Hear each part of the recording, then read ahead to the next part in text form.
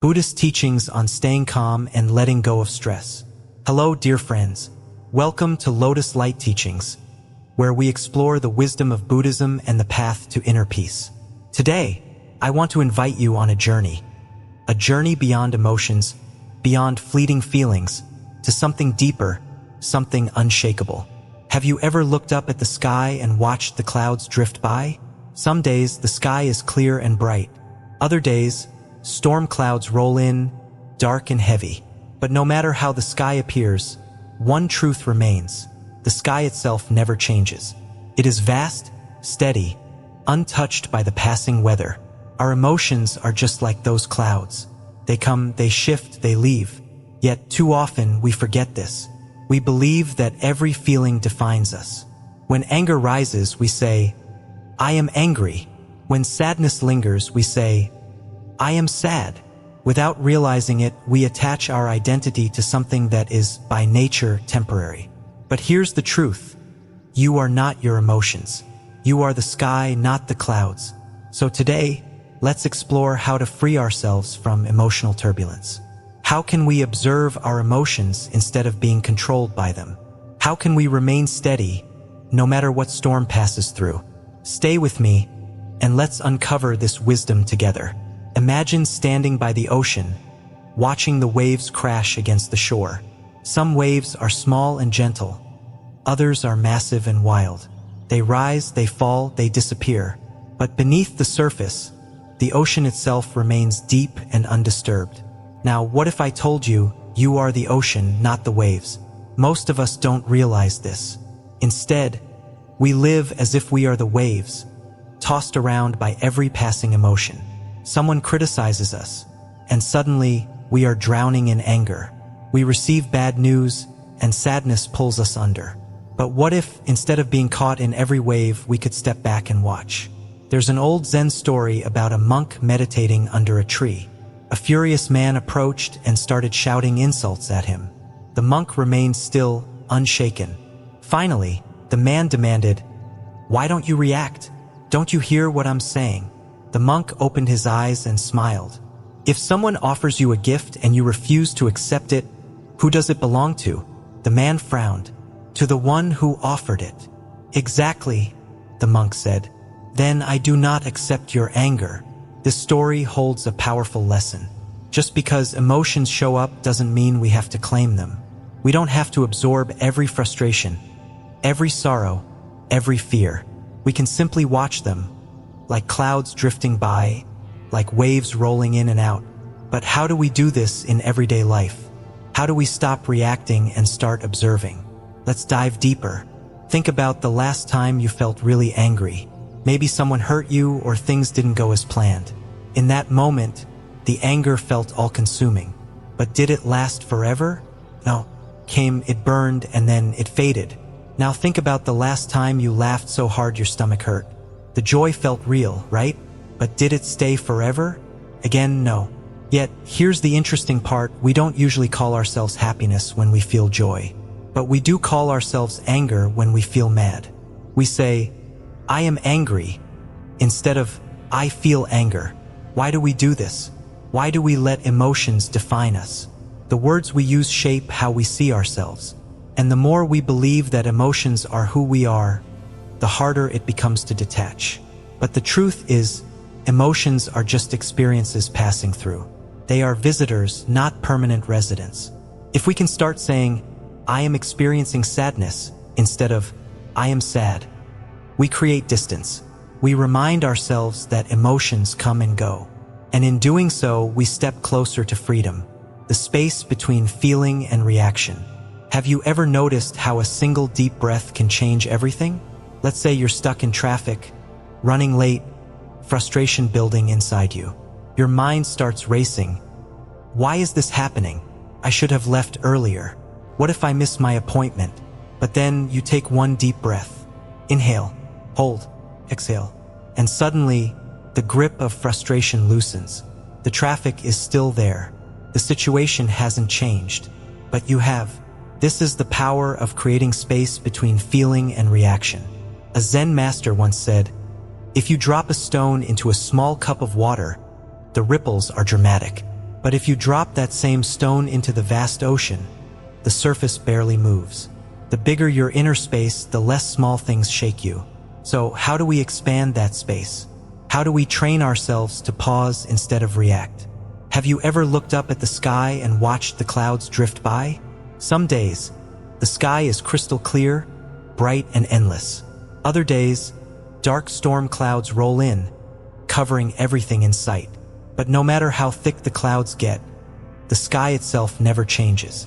It's always there, vast, steady, untouched by the passing weather. Our emotions are just like those clouds. They come, they shift, and they leave. But the problem is, we don't see them that way. Instead, we take every passing feeling and make it part of who we are. When anger rises, we say, "I am angry." When sadness sets in, we say, "I am sad." Without realizing it, we tie our identity to emotions that are, by nature, temporary. But here's the truth. You are not your emotions. You are the sky, not the clouds. Think about the last time you felt really angry. Maybe someone said something that hurt you, or something didn't go the way you expected. In that moment, anger burned inside you like wildfire. But did it last forever? No. Maybe it stayed for an hour, maybe a day, but eventually it faded. Now think about the last time you laughed until your stomach hurt. The joy felt real, right? But did it stay forever? Again, no. Happiness, just like anger, comes and goes. Yet, we don't call ourselves happiness when we feel joy, so why do we become anger when we feel mad? Why do we say, "I am depressed" instead of, "I am experiencing sadness"? The words we use shape the way we see ourselves. And the more we believe that we are our emotions, the harder it is to step back and see them for what they really are, just temporary experiences passing through our minds. There's an old story about a monk who was meditating under a tree when an angry man walked up and started shouting at him. He called the monk a fool, insulted his beliefs, and tried everything he could to provoke a reaction. But the monk just sat there, calm and unbothered. Frustrated, the man finally yelled, "Why aren't you reacting? Don't you hear what I'm saying?" The monk opened his eyes and smiled. "If someone offers you a gift and you refuse to take it, who does the gift belong to?" he asked. The man frowned, confused. "Well, it would still belong to the person who offered it." "Exactly," the monk said. "Then if I refuse to accept your anger, who does it still belong to?" This story is a perfect reminder that just because emotions show up doesn't mean we have to accept them. We don't have to let them control us, define us, or dictate our actions. Imagine standing on the shore, watching the waves crash against the rocks. Some waves are small and gentle, others are massive and wild. But no matter how big or chaotic the waves get, the ocean itself remains deep and steady underneath. You are not the waves, you are the ocean. Your emotions may rise and fall like waves, but they do not change the depth of who you are. But here's the catch. Most of us don't realize we're the ocean. Instead, we let ourselves be tossed around by every wave that comes our way. Someone makes a rude comment, and suddenly we're drowning in anger. We get bad news, and suddenly sadness pulls us under. But what if, instead of getting lost in the waves, we stepped back and just watched them? What if we stopped reacting and started observing? There was once a man who struggled with his temper. Every time someone upset him, he exploded in anger. One day, he went to a Zen master and asked, "How do I stop being so easily angered?" The master handed him a teacup and poured hot water until it overflowed, spilling onto the table. Startled, the man pulled back. "Why did you do that?" he asked. The master smiled. "When your cup is too full, everything spills over. Your mind is the same way. When you hold on to every emotion that comes your way, it controls you. But if you create space in your mind, emotions can come and go without spilling over." The man thought for a moment, then asked, "How do I create space?" The master simply said, "Breathe, pause, watch the emotion, but don't hold on to it." The key to emotional mastery isn't about getting rid of emotions. It's about creating space between feeling and reaction. Instead of immediately snapping at someone who upsets you, pause, take a deep breath. Ask yourself, do I want to let this emotion control me, or can I just let it pass? Picture a tiny leaf floating down a river. It gets tossed and turned by the current, completely at the mercy of the water. Now imagine standing on a bridge above the river, watching the leaf drift by. You're no longer being carried away by the current, you're just observing it. Most of us live like the leaf, being carried away by whatever emotions come our way. But we don't have to. We can be the observer instead. We can notice our feelings without letting them dictate our actions. This doesn't mean ignoring emotions. It doesn't mean pretending they don't exist. It simply means recognizing that we have a choice. We can let them pull us under, or we can watch them drift by. There's an old saying, you can't stop the waves, but you can learn to surf. We can't control the fact that emotions arise, but we can control how we respond to them. Instead of saying, I am angry, try saying, I feel anger. Instead of saying, I am sad, say, I am experiencing sadness. It might seem like a small shift, but it makes a huge difference. It reminds us that emotions are temporary. They don't define us unless we let them. So the next time you feel overwhelmed by emotion, ask yourself, am I reacting, or am I choosing how to respond? Is this feeling permanent, or is it just passing through? Do I want to be the ocean, or do I want to be tossed around by the waves? The choice is yours. There's an old saying, you can't stop the waves, but you can learn to surf. Life is full of waves, some gentle, some crashing down with immense force. Emotions work the same way.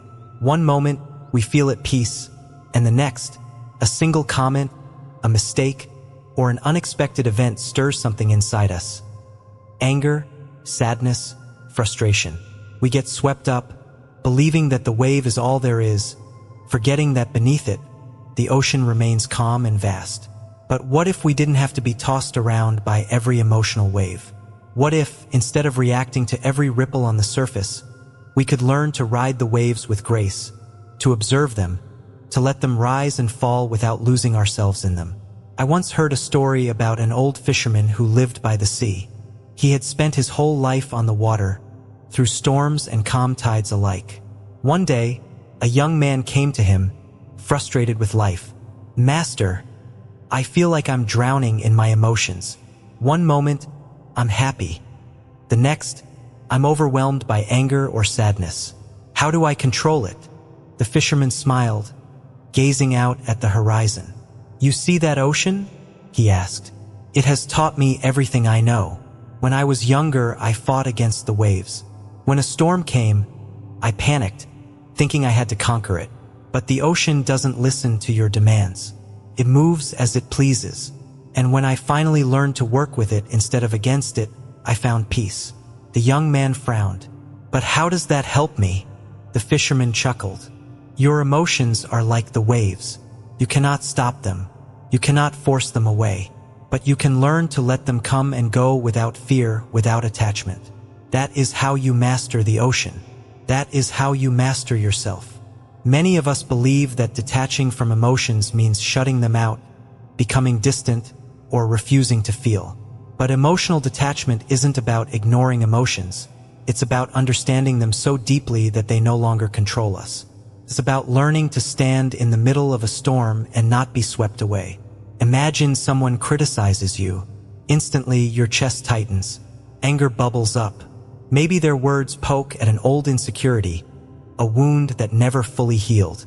Your mind races, ready to defend, to prove them wrong, to fight back. But then you pause. You take a breath. And in that small moment, you ask yourself, am I reacting out of habit, or am I choosing my response? So much of our suffering comes not from what happens to us, but from how we interpret it. The words themselves don't have power, our mind gives them power. What if, instead of letting them take hold, we simply let them pass through us like wind through an open field? There's a well-known Zen story of a monk meditating in the forest when a furious man stormed up to him, shouting insults. The monk remained still, unaffected. The man grew angrier. Why don't you respond? Why don't you defend yourself? The monk finally opened his eyes and smiled. If someone offers you a gift, but you do not accept it, to whom does the gift belong? The man hesitated. It still belongs to the giver. The monk nodded. Then I refuse to accept your anger. How often do we pick up negativity that isn't ours to carry? Someone throws anger at us, and we grab onto it, making it our own. Someone projects their fears, their judgments, their pain onto us, and we absorb it without question. But we don't have to. Just like the monk, we can choose not to accept the anger, the insults, the negativity. A friend of mine once told me about a moment that changed the way he saw emotions. He had spent years struggling with stress and frustration, always reacting quickly to problems, feeling like his emotions were controlling him. One day, he was at an airport, waiting for a flight, when an announcement came over the speakers. The flight was delayed by 3 hours. Around him, people groaned, complained, got angry. He felt the irritation rising in himself, too. Then he noticed an elderly woman sitting a few seats away. Unlike everyone else, she wasn't upset. She simply sat there, sipping her tea, calm as ever. Curious, he walked over and asked, "How are you not frustrated by the delay?" She smiled warmly. "Oh, I used to be," she said. "But then I realized, getting upset wouldn't make the plane arrive any faster. It would only make the wait harder for me."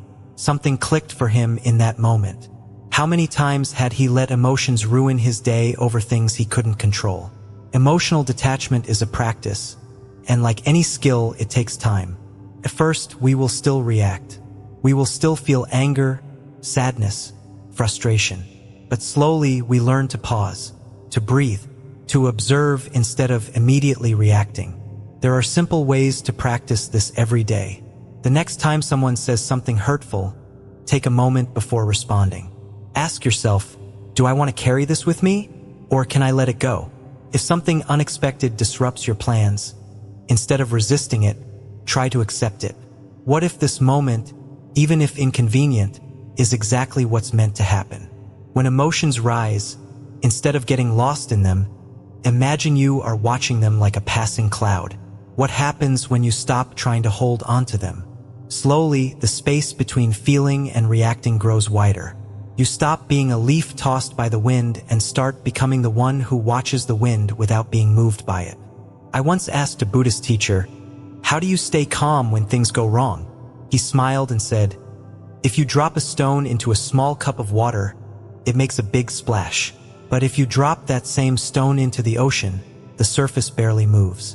The bigger your inner space, the less the small things shake you."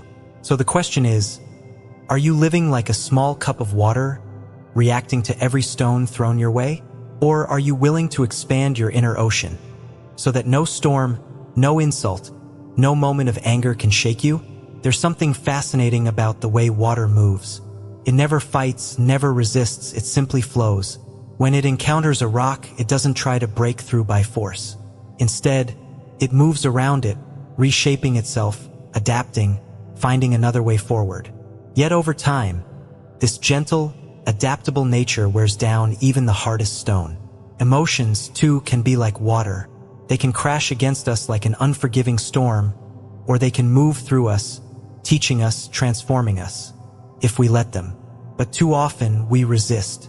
We see anger as something to suppress, sadness as something to escape, fear as something to ignore.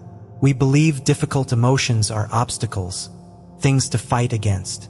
But what if, instead of resisting, we allowed them to guide us? What if, instead of seeing emotions as burdens, we saw them as teachers? A long time ago, there was a young monk who struggled with anger. He had a short temper, always reacting sharply when things didn't go his way. Frustrated by his inability to stay calm, he went to his teacher. "Master," he said, "how do I rid myself of anger?" His teacher smiled and handed him a small bowl of water. "Shake this," the teacher said. The young monk did as he was told. "Now," the master continued, "look into the water. What do you see?" "Nothing," the monk replied.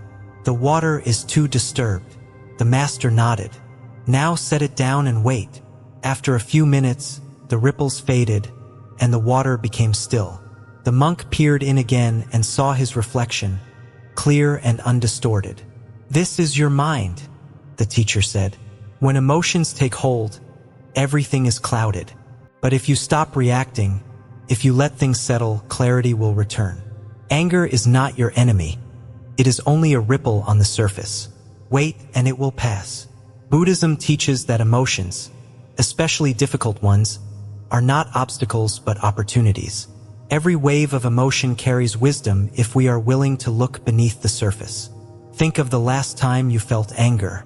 Was it because someone crossed a boundary? Was it because you felt unheard, unappreciated, disrespected? Instead of asking, how do I make this feeling go away? Try asking, what is this feeling trying to teach me? Maybe your anger is telling you that you need to speak up for yourself. Maybe sadness is pointing to a wound that needs healing. Maybe fear is asking you to prepare, to strengthen yourself for what's ahead. The problem is we don't listen. We react. We drown in the waves instead of learning to ride them. But what if we changed our approach? There's a simple practice that helps shift emotions into wisdom. Some call it the what-if mindset. Instead of reacting, we pause and ask different questions. What if this challenge is an opportunity for growth? What if the person who hurt me is struggling with their own pain?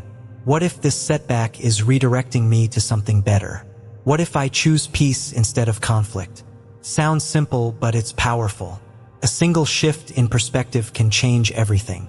I once met a man who had spent years blaming his father for his struggles. His father had been distant, harsh, and unloving. Every time he faced difficulty in life, he told himself it was because of his father's failure. But one day something shifted. Instead of asking, why did my father treat me that way? He asked, what if he was carrying his own pain?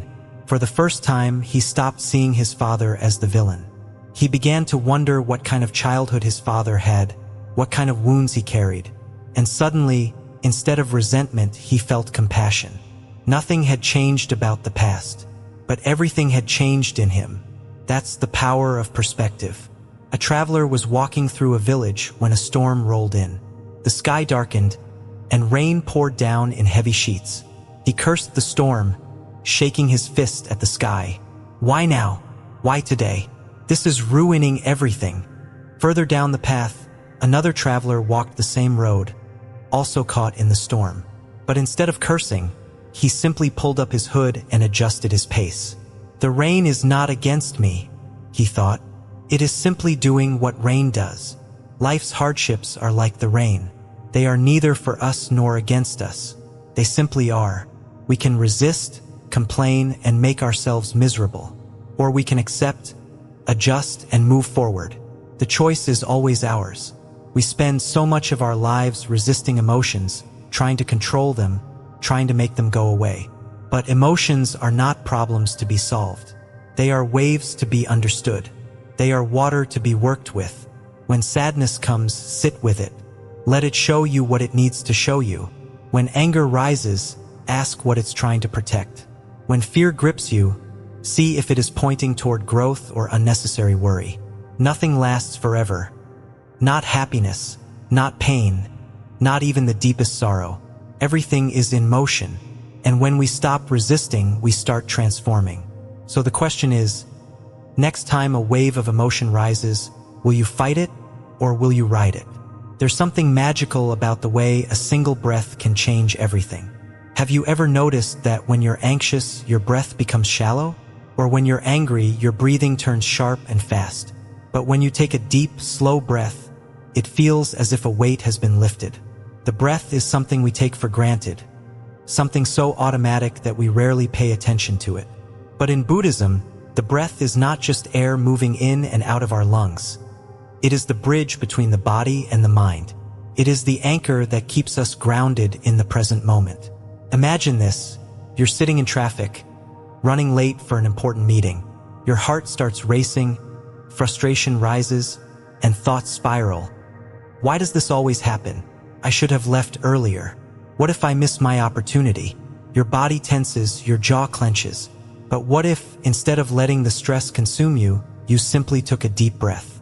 One slow inhale, one gentle exhale, and just like that, the grip of frustration loosens. The traffic is still there. The situation hasn't changed, but you have. That single breath gave you a pause, a moment to step back, to reclaim your inner space before the emotion could fully take over. This is the power of presence.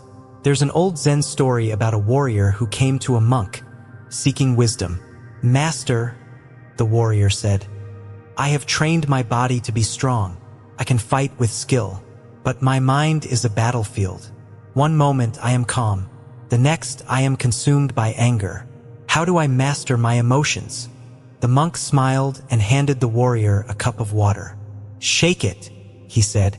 The warrior obeyed, swirling the water until ripples formed on the surface. "Now look inside. What do you see?" "Only disturbance," the warrior replied. "Now, set the cup down and wait." Minutes passed and the water grew still. The warrior peered in again. "Now what do you see?" "A clear reflection," he said. The monk nodded. "Your mind is like this water. When emotions shake it, you cannot see clearly. But if you pause, if you breathe, the disturbance settles. And only then can you respond with wisdom."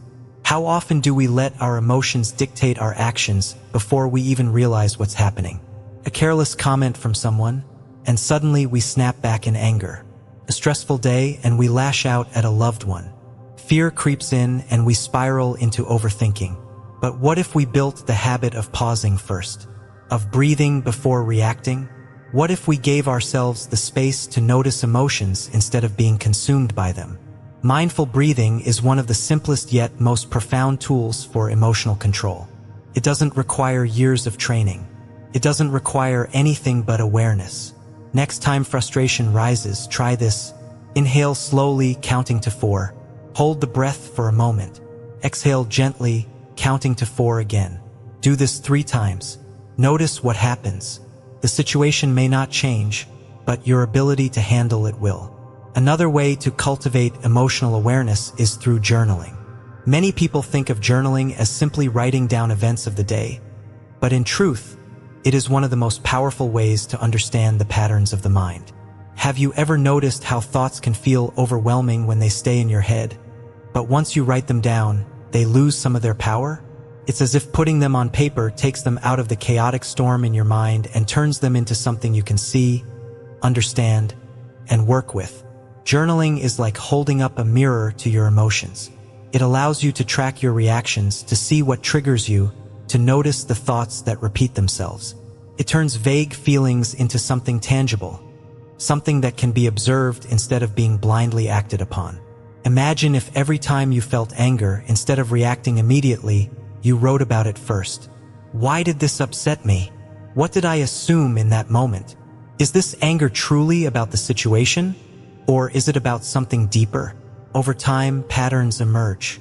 You begin to see that it's not the traffic that upsets you, but the feeling of losing control. It's not someone's words that hurt you, but an old wound they accidentally touched. And once you see this, you gain the power to change how you respond. A friend of mine once started keeping an anger journal. Every time he felt frustration or irritation, he forced himself to write before reacting. First, he thought it was pointless, but after a few weeks, something interesting happened.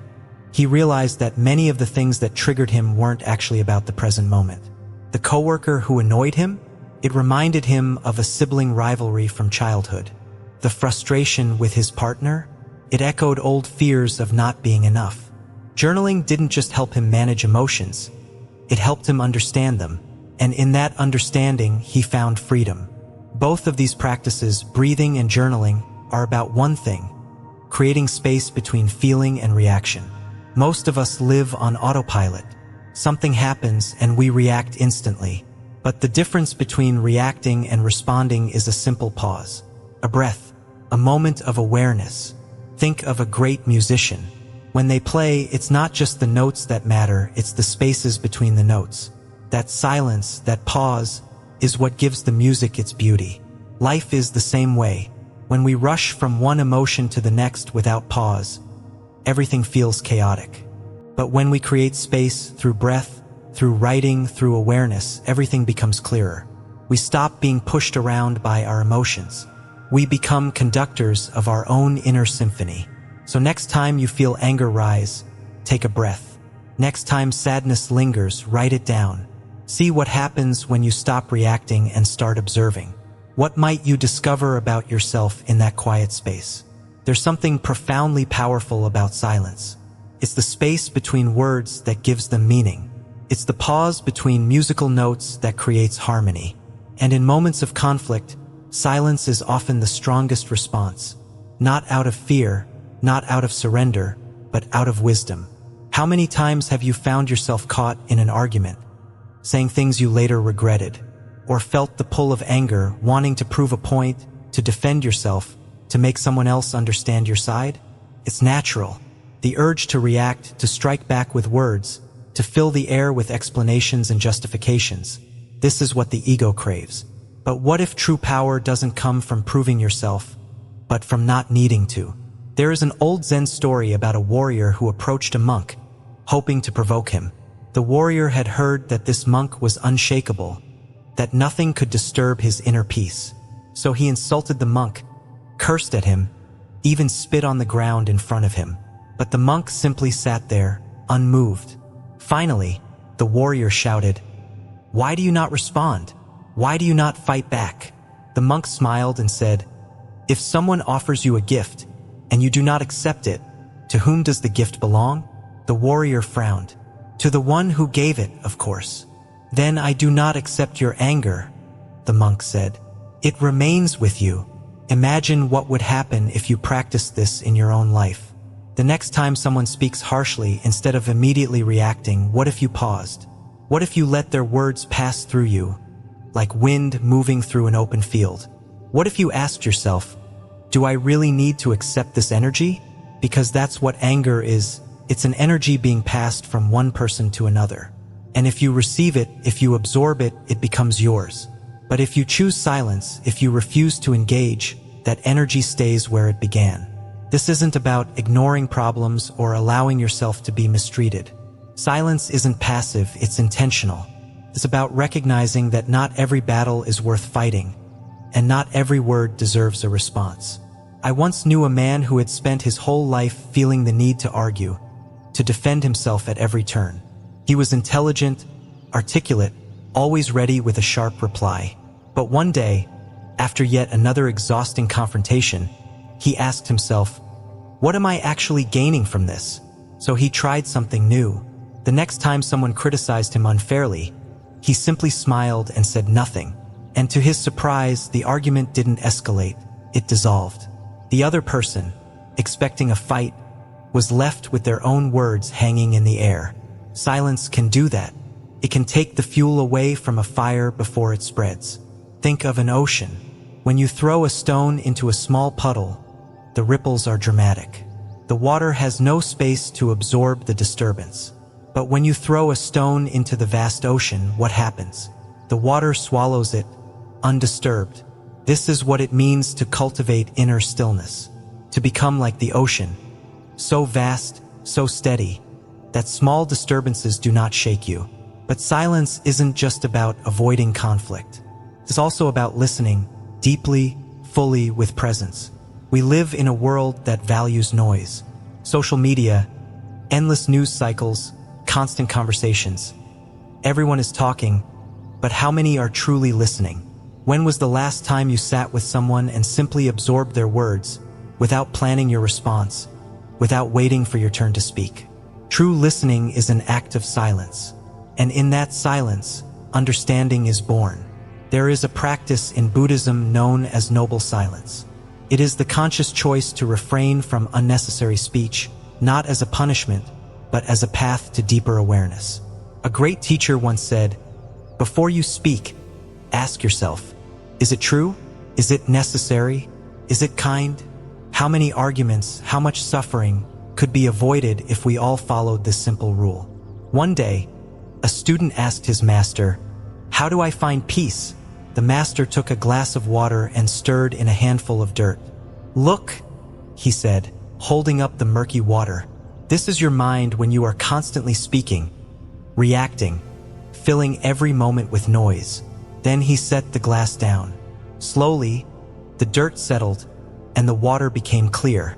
And this, the master said, is your mind when you embrace silence, We think we need to fill every space with words. But sometimes, silence speaks louder. Sometimes, the most powerful thing you can do is say nothing at all. So the next time someone tries to pull you into conflict, or when the world feels overwhelming, or when you are tempted to speak just for the sake of speaking, pause. Let the dust settle. Let the water clear. And ask yourself, what might I hear in the silence? There's something beautiful about the idea that peace isn't something we find. It's something we cultivate. Like a garden, it requires daily tending, small acts of care, moments of stillness, and a conscious effort to nurture what we want to grow. But how often do we expect inner peace to simply happen? As if one day we'll wake up and the chaos of the world will no longer affect us, and our emotions will no longer pull us in every direction. But peace doesn't arrive like a sudden gift. It is built choice by choice, moment by moment. Have you ever noticed how the first few minutes of your day set the tone for everything that follows? You wake up, reach for your phone, scroll through news or emails, and suddenly, before you've even gotten out of bed, your mind is already racing. Or maybe you start the day rushing, getting ready, running out the door, feeling behind before you've even begun. But what if the first thing you did was pause? Just 5 minutes, before the world asks anything of you, before your thoughts pull you into yesterday's worries or tomorrow's plans. Just sit, breathe, listen to the quiet of the morning. Feel your breath move in and out. This is the essence of morning meditation. Not as a complicated ritual, not as something that requires perfect stillness, but simply as a way to arrive, to greet the day with awareness rather than urgency. A wise teacher once said, "The mind is like a glass of muddy water. If you keep stirring it, it remains cloudy. But if you let it sit, the dirt settles and the water becomes clear." That is what these few minutes of morning stillness do. They allow the noise to settle, so you begin the day with clarity instead of clutter. But of course, peace isn't just about how we start the day. It's about how we move through it. Have you ever had a moment where an emotion overtook you before you even realized it? Someone said something, and before you could think, you snapped back, or frustration built up, and you let it spill onto the wrong person. It happens to all of us. But imagine if, in that moment, you paused. Just one breath. What if, instead of reacting, you asked yourself, what is the wisest response? Not the easiest, not the most satisfying in the moment, but the one that aligns with the person you want to be. Because every reaction is a choice, and every choice shapes who we become. There's an old story of a man who came to the Buddha, furious. He shouted insults, tried to provoke him, did everything he could to get a reaction. But the Buddha remained calm. When the man finally stopped, exhausted, the Buddha simply asked, "If someone offers you a gift and you do not accept it, to whom does it belong?" The man replied, "To the one who offered it, of course." "Then I do not accept your anger," the Buddha said. Imagine how much lighter life would feel if we learned to do this. Not to carry every insult, every irritation, every passing storm of emotion. To simply let them pass, like clouds moving across the sky. But emotional mastery isn't just about letting go of negativity. It's also about inviting in what nourishes us. One of the simplest yet most powerful ways to shift our emotional state is gratitude. It sounds cliché, but the truth is, gratitude isn't just about listing things you're thankful for. It's about retraining the mind to see what it often overlooks. Right now, as you read this, what is something you can be grateful for? Not in a grand, life-changing way, just in this simple moment. The warmth of your coffee, the quiet of the room, the breath moving in and out of your lungs. When we practice daily gratitude, we don't just feel better, we see differently. The mind, left unchecked, gravitates toward problems. It clings to what is missing. But when we intentionally shift our focus, even for a moment, we realize there is always something beautiful within reach. And then there is the art of letting go. Not everything requires your reaction. Not every battle needs to be fought. Not every thought deserves your attention. Have you ever noticed how much energy is spent holding on to things that no longer serve you? Past mistake, a grudge, a conversation replaying in your head, long after it ended. There's a story about a monk and his student who were walking through the forest. They came across a river where a woman was struggling to cross. Without hesitation, the monk lifted her and carried her to the other side. Hours later, as they walked in silence, the student finally blurted out, "Master, why did you carry that woman? We monks are not supposed to touch women." The monk simply smiled. "I set her down at the river's edge. Why are you still carrying her? How often do we do this? Carry things long after they've ended? How much lighter would we feel if we simply set them down?" Letting go doesn't mean we don't care. It doesn't mean we ignore what matters. It simply means we choose where to invest our energy, into what lifts us, rather than what weighs us down. Inner peace isn't something grand or unreachable. It's not something only monks or spiritual teachers can attain. It's built in the small moments, the daily choices. It's in the morning stillness. It's in the breath before a reaction. It's in the gratitude for what is. It's in the decision to let go. So the question is, what can you choose today that will bring more peace into your life? What small habit, what quiet shift will help you cultivate that inner stillness so that no matter what storms come, you remain unshaken? A traveler once walked through a village when a sudden storm rolled in. The sky darkened. Rain poured down in heavy sheets. Frustrated, he cursed the storm. "Why now? Why today? This is ruining everything."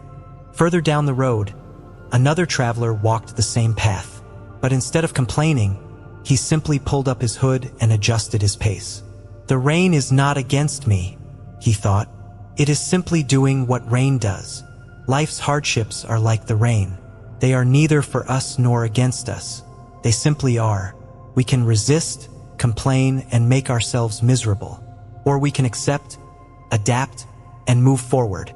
So the next time emotions rise, whether it's anger, frustration, sadness, ask yourself, am I reacting or am I choosing my response? Is this feeling permanent or is it just passing through? Do I want to be the ocean or do I want to be tossed around by the waves? Because at the end of the day, you are not your emotions.